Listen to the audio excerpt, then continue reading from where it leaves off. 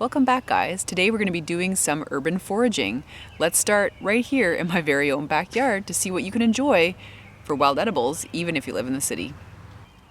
So back in this part of my garden, I wanted to show you that I've got a whole bunch of this beautiful garlic mustard. Now, this is an invasive species, so I don't feel too bad harvesting this as a wild edible because it's everywhere all along here. So the leaves are very tasty and have a very mild garlic taste, so you can put that in salads. Very tasty, and there's certainly lots of leaves here to harvest. So another plant that I have all back here is called the yellow dock or curled dock. And this plant is amazing as it's very rich in iron and protein and lots of good vitamins there. So people eat the stems and the leaves. And some people use it as a replacement for spinach in their recipes. In the autumn you can harvest the root, and there's many medicinal properties purported for the root, and is also a very natural source of iron. In the fall as well, there are seeds that kind of come up when you get the seed pods here, and those are also rich in iron.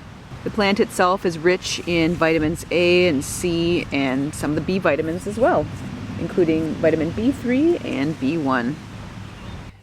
This plant right here is the milkweed, and when the pods come out, as you know from last year's one of my episodes there, I made some milkweed and chickpea salad. So the tender pods can be extremely tasty.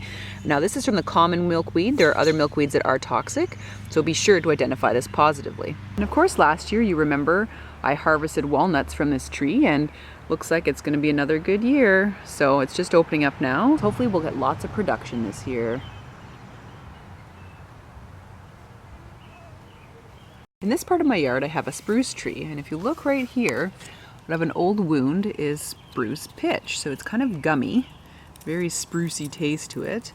And you can harvest this and mix it with olive oil and beeswax to make a great salve for your skin. It does have antimicrobial properties, and so a lot of people have really found the benefit to put it on sort of superficial wounds and things like that. So I have a book called The Boreal Herbal, and it has an excellent recipe to make spruce pitch salve.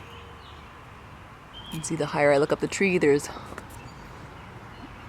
all sorts of pitch coming out of old wounds where branches had been chopped off.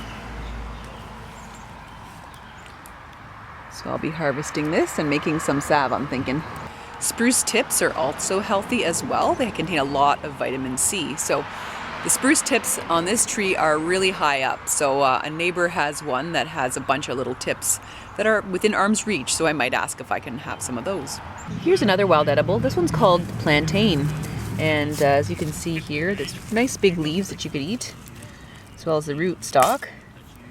And I'll just pick the leaf there, little purple end to it there, but that's a really nice specimen. The plantain leaves and eventually the seed stalk that will come out of here are edible. Plantain is full of vitamins, and a lot of people use these as greens in their salads. Very vitamin rich for you. They're rich in vitamins A, C, K, and potassium. They can be cooked or just put raw into salads. Thankfully on my lawn I have a lot of it, so I'm going to get some before we cut the lawn. And of course the plant everyone loves to hate, the dandelion. All parts of the dandelion have been used, and you know, the leaves as sort of greenery, the roots can be used as well, and some people use the roots as like a root vegetable and kind of bake them or boil them.